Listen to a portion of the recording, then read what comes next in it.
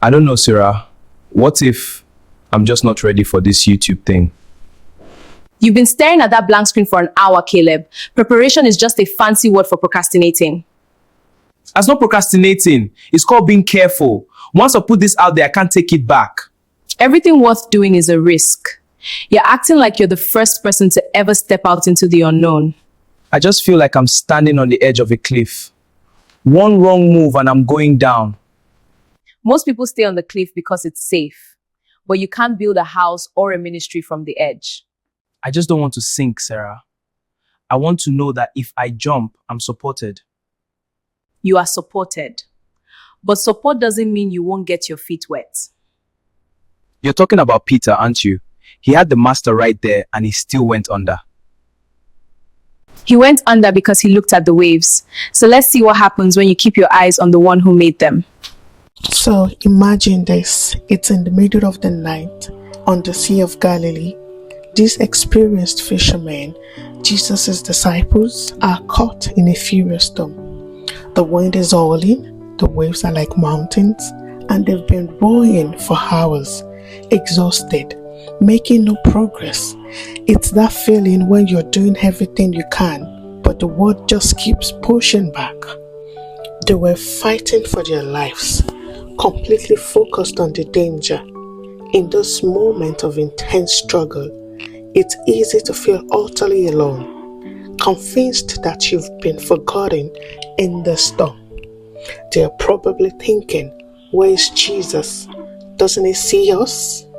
Then, through the spray and the darkness, they see a figure, a man, walking on the water. They don't recognize him. They think it's a ghost, and they cry out in fear. It is amazing how often what we think is a threat turns out to be the answer, isn't it? But then, a voice cut through the wind. Take courage. It is I. Do not be afraid.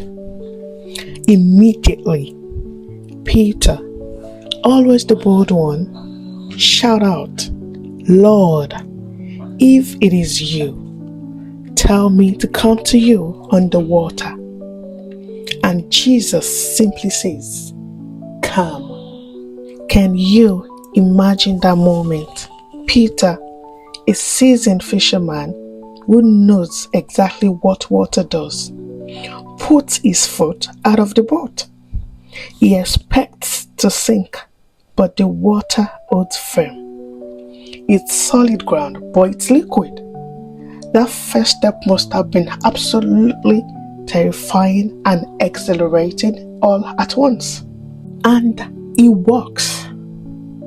Peter, a man just like us, is defying every law of nature, walking on top of a raging sea towards Jesus. It's a powerful picture of what happens when you step out in faith. The impossible becomes possible because of the one you are walking toward. But then Peter makes a mistake. He feels the wind. He sees the towering waves around him, and his focus shifts. He looks away from Jesus and looks at the storm. He looks at the how instead of the who. And in that instant, the word physics remembered who was in charge. He begins to sink, plunging into the very thing he was just walking on.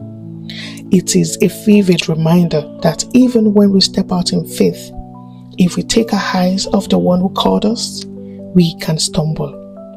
It didn't just dip a little, it started going under. But listen to this.